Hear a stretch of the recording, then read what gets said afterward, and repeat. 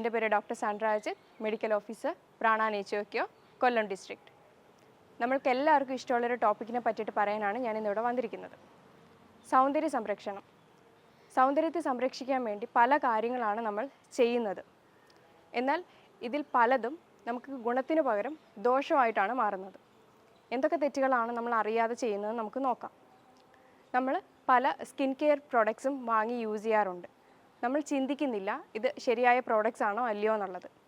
എന്നിട്ട് സ്ഥിരമായിട്ടൊരു skin care product use ചെയ്യാത്തവരാണ് നമ്മളെങ്കിൽ നമുക്ക് പല ബുദ്ധിമുട്ടുകളും ഉണ്ടാകാം. അതേപോലെ തന്നെ തോന്നുമ്പോൾ മാത്രം സ്കിൻ കെയർ ചെയ്യുന്നവരാണ് നമ്മളെങ്കിൽ പല ബുദ്ധിമുട്ടുകളും നമുക്കുണ്ടാകാം.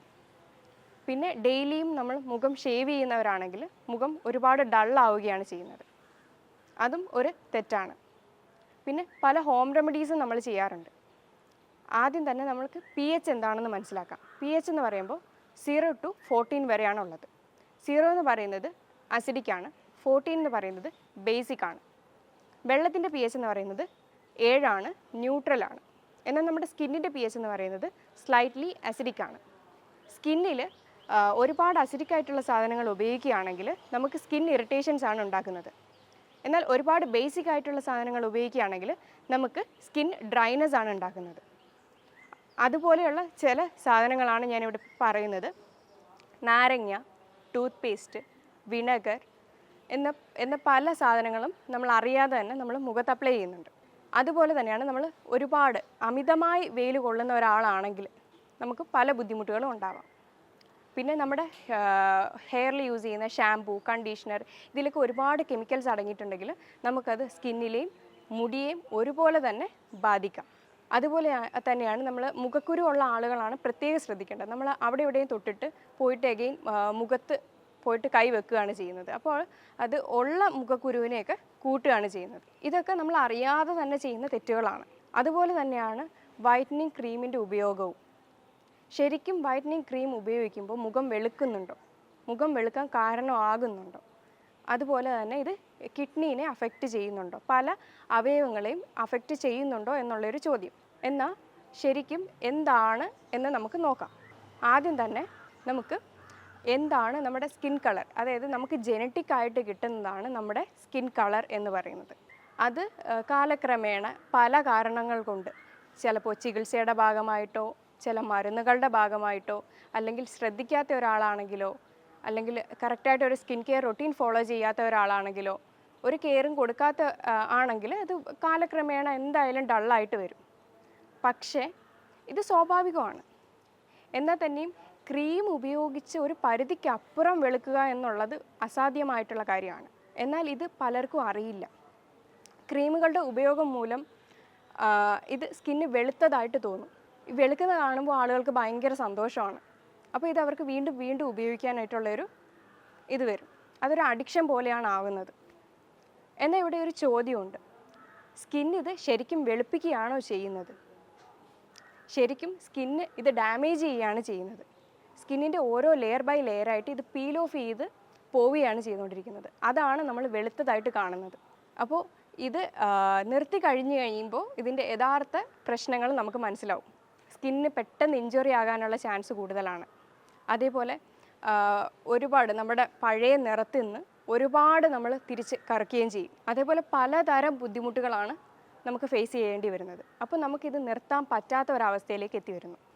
ഈ ക്രീമുകൾ മുഖത്ത് ശരിക്കും എന്താണ് ചെയ്യുന്നത്? ഈ ക്രീമുകളിൽ ഹെവി മെറ്റൽസായ ആർസെനിക്, കാഡ്മിയം, മെർക്കുറി, ലെഡ് പോലെയുള്ള പല ഹെവി മെറ്റൽസും ഇവർ ഉപയോഗിച്ചിട്ടാണ് ക്രീമുകൾ ഉണ്ടാക്കുന്നത്. പ്രത്യേകിച്ച് വൈറ്റനിങ് ക്രീം, ഫെയർനെസ് ക്രീം എന്ന് പറഞ്ഞിട്ട് ഇറങ്ങുന്നത് വിപണിയിൽ ഇറങ്ങുന്നുണ്ട്. അപ്പോൾ ഒരുപാട് പ്രത്യേകിച്ചും പല ആളുകളും പുറത്തുനിന്ന് വരുമ്പോൾ ഇത് കൊണ്ടുവരും, ഇത് യൂസ് ചെയ്തോളൂ എന്ന് പറഞ്ഞിട്ട് കൊണ്ടുവരാറുണ്ട്. അത് വാങ്ങി യൂസ് ചെയ്യലും ഉണ്ട്. അതേപോലെ ഇത് വളരെ ചീപ്പായിട്ട് വാങ്ങാനും കിട്ടും. ഇത് ഭയങ്കര റിസൾട്ട് ഓറിയൻറ്റഡ് ആണ്. പെട്ടെന്ന് തന്നെ റിസൾട്ട് ഉണ്ടാക്കും എന്ന് പറഞ്ഞിട്ടാണ് ഇവരത് വിൽക്കുന്നത്. പക്ഷേ എന്താണ് ശരിക്കും ഇത് നമ്മുടെ സ്കിന്നിൽ ചെയ്യുന്നത് എന്ന് നമുക്ക് നോക്കാം. നമ്മുടെ സ്കിന്നിൻ്റെ മേലത്തെ ലെയറിൽ ഒരു മെലാനോസൈറ്റ്സ് എന്ന കോശങ്ങളുണ്ട്.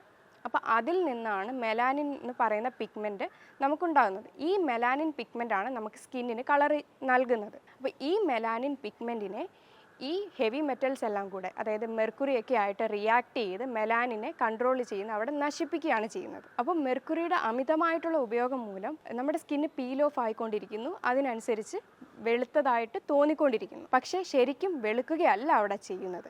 ഇപ്പോൾ ഒരുപാട് പഠനങ്ങൾ നമ്മൾ കാണാറുണ്ട്. വൈറ്റനിങ് ക്രീമിൻ്റെ ഉപയോഗം മൂലം കിഡ്നി ഫെയിലിയറായി മെംബ്രേനിയസ് നെഫ്രോപ്പതി എന്ന കണ്ടീഷനിലേക്ക് എത്തുന്നത്. എന്തുകൊണ്ടാണ് ഇതിന് കാരണം എന്നുള്ളത് പലർക്കും അറിയില്ല. നമ്മുടെ സ്കിൻ ഒരു സ്പോഞ്ച് പോലെയാണ്. നമ്മൾ എന്ത് മുഖത്തിട്ടാലും അത് സ്കിന്നിലേക്ക് വലിച്ചെടുത്ത് അത് ബ്ലഡ് സർക്കുലേഷനിലൂടെ പോയി നമ്മുടെ കിഡ്നിയാണ് അത് പ്യൂരിഫൈ ചെയ്യുന്നത്. നമ്മുടെ കിഡ്നിയുടെ മെയിൻ ഫങ്ഷൻ എന്ന് പറഞ്ഞു കഴിഞ്ഞാൽ ബ്ലഡ് പ്യൂരിഫിക്കേഷനാണ്.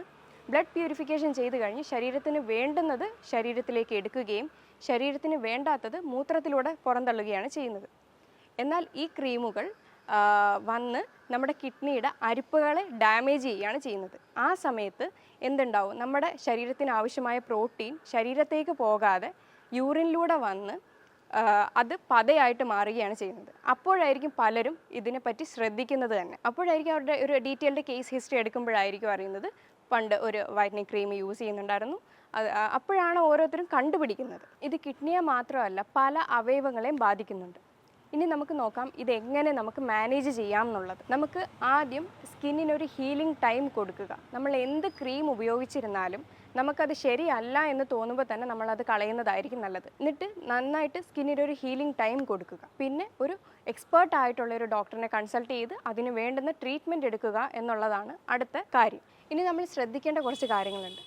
നമ്മൾക്ക് ഉള്ള കളർ തന്നെ നമുക്ക് ഒന്ന് ഇമ്പ്രൂവ് ചെയ്യാം, അല്ലെങ്കിൽ 1-2 ഷെയ്ഡ് എൻഹാൻസ് ചെയ്യുന്നത് ഒരിക്കലും ഒരു തെറ്റല്ല. അത് ഒരു സൈഡ് എഫക്റ്റും കാര്യങ്ങളും ഇല്ലാതെ തന്നെ നമുക്കത് ചെയ്യാൻ പറ്റുന്ന കാര്യമേ ഉള്ളൂ.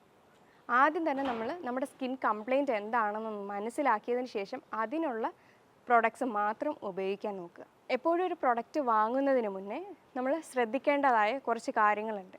ആദ്യം നമ്മളുടെ സ്കിൻ ടൈപ്പ് എന്താണെന്നറിയാം. 5 തരം സ്കിൻ ടൈപ്പാണ് മെയിനായിട്ട് ബേസിക് ആയിട്ടുള്ളത്. നോർമൽ സ്കിൻ ഉണ്ട്, dry skin, oily skin, combination skin, sensitive skin. ആദ്യം നമ്മളുടെ സ്കിൻ ടൈപ്പ് ഏതാണെന്ന് മനസ്സിലാക്കുക. അതിനനുസരിച്ചുള്ള പ്രോഡക്റ്റ്സ് മാത്രം വാങ്ങിച്ച് യൂസ് ചെയ്യുക. അതിൽ തന്നെ ഓരോ പ്രോഡക്റ്റ് വാങ്ങിക്കുമ്പോഴും നമ്മൾ അത് സർട്ടിഫൈഡ് ബ്രാൻഡാണോ എന്ന് നോക്കുക, അതിൻ്റെ കീ ഇൻഗ്രീഡിയൻസ് മെൻഷൻ ചെയ്തിട്ടുണ്ടോ എന്ന് നോക്കുക, സ്കിന്നിൻ്റെ pHന് ചേരുന്നതാണോ എന്ന് നോക്കുക, അതേപോലെ ബെസ്റ്റ് ബിഫോർ ഡേറ്റ് മെൻഷൻ ചെയ്തിട്ടുണ്ടോ എന്ന് നോക്കുക. പലർക്കും പല സാധനങ്ങളിലും അലർജി കണ്ടുവരുന്നുണ്ട്. അതുകൊണ്ട് എന്തൊരു പ്രൊഡക്റ്റ് വാങ്ങിയാലും ആദ്യം ഒരു പാച്ച് ടെസ്റ്റ് ചെയ്ത് നോക്കിയതിന് ശേഷം മാത്രം ഉപയോഗിക്കാനായിട്ട് ശ്രദ്ധിക്കുക. ചെറിയ പ്രായക്കാരിൽ പോലും പ്രായമായവരെ പോലെ തോന്നിക്കാൻ എന്താണ് കാരണം? ഇതിന് പ്രധാനമായും 2 കാരണങ്ങളാണുള്ളത്. ശാരീരികപരമായും മാനസികപരമായും കാരണങ്ങളുണ്ട്. അതിൽ പുകവലി, മദ്യപാനം, അമിതവണ്ണം, ഭാരക്കുറവ്, sedentary life style, stress, tension, ദേഷ്യം, വിഷമം, അതേപോലെ ഒരുപാട് വെയിൽ കൊള്ളുന്നവരാണെങ്കിൽ, കറക്റ്റായിട്ടൊരു സ്കിൻ കെയർ റൊട്ടീൻ ഫോളോ ചെയ്യാത്തവരാണെങ്കിൽ, ഉറക്കം പ്രോപ്പർ അല്ലെങ്കിൽ, ആവശ്യത്തിനുള്ള വെള്ളം കുടിക്കുന്നില്ലെങ്കിൽ, കറക്റ്റായിട്ടൊരു ഹെൽത്തി ഡയറ്റ് അല്ലെങ്കിൽ ഒരു ഡയറ്റ് നന്നായിട്ട് ഫോളോ ചെയ്യാത്തവരാണെങ്കിൽ, ഇങ്ങനെയുള്ള പല കാരണങ്ങൾ കൊണ്ട് നമുക്കിത് ഉണ്ടാവാം. അതേപോലെ തന്നെയാണ് ജെനറ്റിക് ഫാക്ടർ. ജന്മന തന്നെ അങ്ങനെയാണെങ്കിൽ നമുക്ക് അതിൻ്റെ ഒരു പരിധി വരെ അതിൻ്റെ ബുദ്ധിമുട്ടുകൾ, അതിൻ്റെ ആ ഒരു സിംറ്റംസ് നമുക്ക് കുറച്ച് വെക്കാം. ഇതിൻ്റെ ലക്ഷണങ്ങളെന്ന് പറയുമ്പോൾ നമ്മുടെ സ്കിൻ ടോൺ നഷ്ടപ്പെടുക, പരുപരപ്പനായിട്ടുള്ള സ്കിന്ന് ആവുക, അതേപോലെ ഫൈൻ ലൈൻസ്, റിങ്കിൾസ്, ചുളിവുകളും പാടുകളും, പിന്നെ പിഗ്മെൻറ്റേഷൻ, പിന്നെ കണ്ണിനടിയിൽ ഒരു ഡാർക്ക് സർക്കിൾസ് ഉണ്ടാവുക, തൂങ്ങുക, അങ്ങനെ പല ലക്ഷണങ്ങളും ഇതിൽ വരുന്നുണ്ട്. ഈ ലക്ഷണങ്ങൾ കുറയ്ക്കാൻ വേണ്ടി നമുക്ക് പല കാര്യങ്ങളും ചെയ്യാവുന്നതേ ഉള്ളൂ.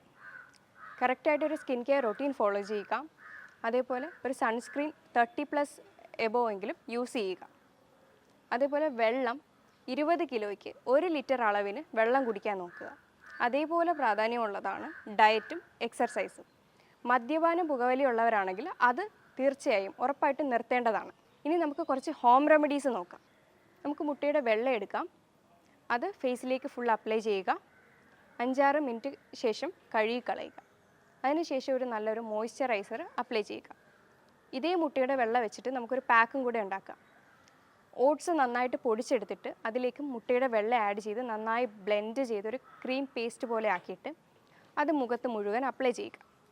അപ്ലൈ ചെയ്ത് ഒരു 15-20 നിമിഷം കഴിഞ്ഞിട്ട് ഇത് കഴുകി കളയുക. ഇത് ഡ്രൈ സ്കിൻ ഉള്ളവരാണെങ്കിൽ കുറച്ചുകൂടെ മുന്നേ കഴുകി കളയുക. ഇനി അടുത്തതായി തക്കാളി നമുക്ക് ഉപയോഗിക്കാവുന്നതാണ്. അത് വെറുതെ കട്ട് ചെയ്ത് മുഖത്ത് അപ്ലൈ ചെയ്യുക, കുറച്ച് നേരം വെക്കുക, കഴുകി കളയുക, ഒരു നല്ലൊരു മോയ്സ്ചറൈസർ അപ്ലൈ ചെയ്യുക.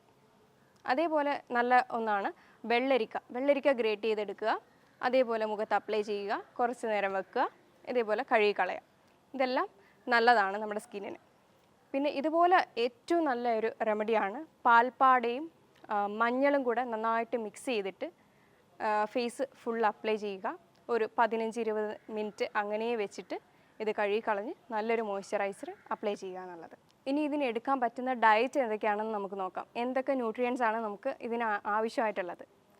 കൂടുതലും vitamin A, D, E, K plus vitamin C, omega three fatty acid.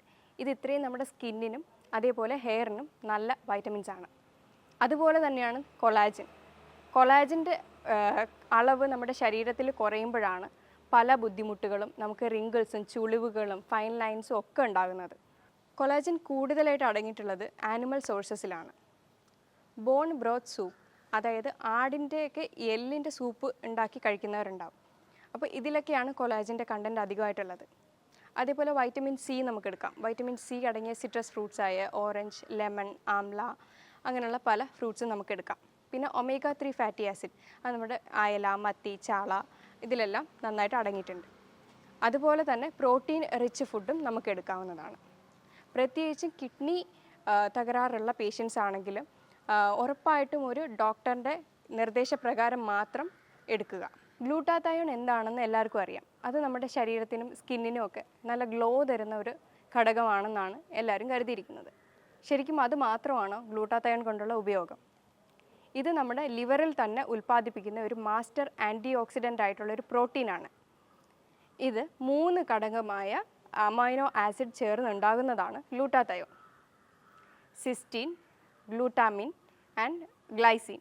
ഇത് 3ഉം ചേർന്നുണ്ടാകുന്ന നമ്മുടെ ലിവറിൽ വന്ന് ഉണ്ടാകുന്നതാണ് ഗ്ലൂട്ടാതയോൺ എന്ന കോമ്പൗണ്ട്.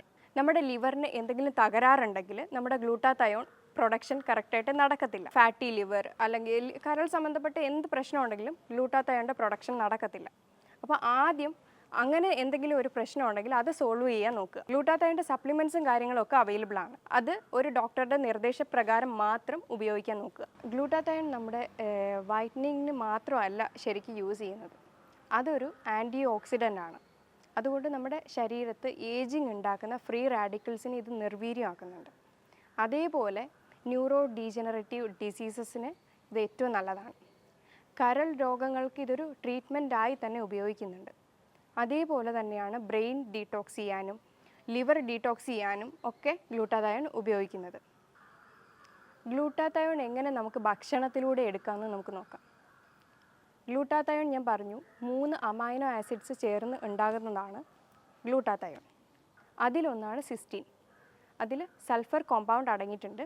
കൂടുതലും നമുക്ക് കിട്ടുന്നത് മീറ്റിൽ നിന്നും എഗ്സിൽ നിന്നും ഒക്കെയാണ്. ഇനി വെജിറ്റബിൾസിൻ്റെ ഇത് നോക്കുകയാണെങ്കിൽ ക്രൂസിഫർ വെജിറ്റബിൾസ് ആയിട്ടുള്ള ബ്രൊക്കോളി, കോളിഫ്ലവർ, ക്യാബേജ് ഇതെല്ലാം കഴിച്ചാൽ നമുക്ക് ഗ്ലൂട്ടാതയോണിൻ്റെ പ്രൊഡക്ഷൻ കൂടും. അതുപോലെയാണ് വൈറ്റമിൻ സി. വൈറ്റമിൻ സിയും ഗ്ലൂട്ടാതയോണും നമ്മുടെ സ്കിന്നിന് ഗ്ലോ ആവാൻ പറ്റുന്ന നല്ല ഒരു ഘടകങ്ങളാണ്. ഇത് സപ്ലിമെൻ്റ് വശം വരുവാണെങ്കിൽ ഇത് ഒരുമിച്ചും കിട്ടാറുണ്ട്, സെപ്പറേറ്റും കിട്ടാറുണ്ട്. സപ്ലിമെൻ്റ് വശം പോവുകയാണെങ്കിൽ ഉറപ്പായിട്ടും ഒരു ഡോക്ടറെ കൺസൾട്ട് ചെയ്തതിന് ശേഷം മാത്രം ഉപയോഗിക്കുക. അല്ലാതെ ആണെങ്കിൽ നമുക്ക് ഇങ്ങനെയുള്ള ഫുഡിൻ്റെ കൂടെ വൈറ്റമിൻ സി റിച്ച് ആയിട്ടുള്ള ഫുഡും എടുക്കുക. അതുപോലെ തന്നെ ഇമ്പോർട്ടൻ്റ് ആയിട്ടുള്ള ഒന്നാണ് സെലീനിയം. അത് നമുക്ക് Brazil nut, chicken, meat, fish എന്നിവയിലൂടെ നമുക്കത് കിട്ടും. ഈ സെലീനിയം ഉണ്ടെങ്കിൽ കൂടെ നമ്മുടെ ഗ്ലൂട്ടാതയോൺ ആക്ടിവേറ്റ് ആവത്തുള്ളൂ. ഫാറ്റി ലിവർ ഉള്ളവരാണെങ്കിൽ ഉറപ്പായിട്ടും ഗ്ലൂട്ടാതയോണിൻ്റെ പ്രൊഡക്ഷൻ കുറയും. അപ്പോൾ എന്ത് ചെയ്യണം? ആദ്യം ഫാറ്റി ലിവറിനെ ക്ലിയർ ആക്കിയാണ് ചെയ്യേണ്ടത്. ഫാറ്റി ലിവറിനെ ക്ലിയർ ആക്കിയാൽ തന്നെ പല രോഗങ്ങളും കുറയും. അതുപോലെ തന്നെ നമ്മുടെ സ്കിന്ന് നല്ല ബ്രൈറ്റ് ആയിട്ട് വരുന്നതും നമുക്ക് കാണാം. നമ്മുടെ സ്കിന്ന് ഗ്ലോ ആകണമെന്നുണ്ടെങ്കിൽ നമുക്ക് ലൈഫ് സ്റ്റൈൽ ചേഞ്ചസ് തന്നെ നോക്കാവുന്നതാണ്. ഇതുമല്ല ഒരു സപ്ലിമെൻ്റ് ഉപയോഗിക്കണം, സ്കിൻ കെയർ പ്രൊഡക്ട്സ് ഒക്കെ യൂസ് ചെയ്യണം എന്നുള്ള ആഗ്രഹമുള്ളവരാണെങ്കിൽ ഒരു ഡോക്ടറിനെ കൺസൾട്ട് ചെയ്തതിന് ശേഷം മാത്രം ഉപയോഗിക്കുക. ഇത്രയും പറഞ്ഞതിൽ എന്തെങ്കിലും ഡൗട്ടോ കാര്യങ്ങളോ ഉണ്ടെങ്കിൽ താഴെ കാണുന്ന നമ്പറിൽ കോൺടാക്റ്റ് ചെയ്യാവുന്നതാണ്. ഇനി മറ്റൊരു വീഡിയോയുമായി വീണ്ടും കാണാം. Thank you.